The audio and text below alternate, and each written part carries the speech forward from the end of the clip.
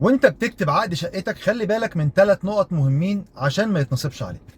اول حاجه، عقد البيع مش هو عباره عن كلمتين باع واسقط وتنازل، لا، عقد البيع ده دستور لشقتك، هو اللي هيحفظ لك حقوقك الكامله لشقتك. اول نقطه خلي بالي منها هي تسلسل الملكيه. تسلسل الملكيه من اول قطعه الارض واوراق قطعه الارض لحد ما جات لك لحد عندك، يعني لحد المالك اللي بيبيع لك الشقه. مين مالك الارض؟ رخصه الارض، اختار التخصيص ومحضر الاستلام، التوكيل اللي اتباع بيه للمالك اللي باع لك او المالك لحد ما جات لك الشقه. فراجع تسلسل الملكيه كويس جدا.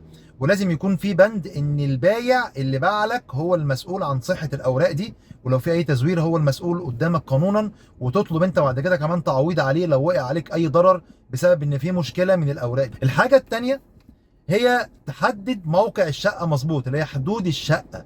لازم تكتب الشقه، مش تكتب مثلا الشقه رقم كذا الدور الكذا، لا، اكتب الشقه دور كام، مين اللي حواليك، العماره او العقار ايه، الجيران اللي حواليك او الجار او القطع اللي حواليك مكانه في انهي شارع بالظبط، الشارع ده في انهي مدينه في انهي محافظه.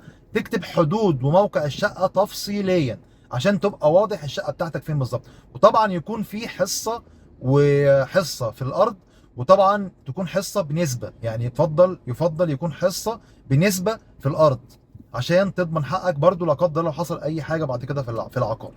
طيب النقطه الثالثه اللي هي خلو الشقه من اي حقوق عينيه او مشاكل او التزامات للغير. لازم البايع يثبت لك ويضمن لك ده، يكون هو ضامن الموضوع ده عشان لو حصل اي مشكله بعد كده ما يبقاش انت عليك الضرر، يبقى هو كل الضرر على البايع اللي باع لك، عشان يبقى هو المسؤول عن كل كلمه مكتوبه في العقد. يبقى انت كده واخد شقتك، مستندات الملكيه بتاعتك مظبوطه، حدود الشقه مظبوطه جدا، ليك حصه في الارض، تمام. الحاجه الثالثه، الشقه ما عليهاش اي مشاكل او حقوق للغير او التزامات زي مرافق ميه كهرباء اي حاجه. كده انت ضمنت حقك كاملا في الشقه بتاعتك.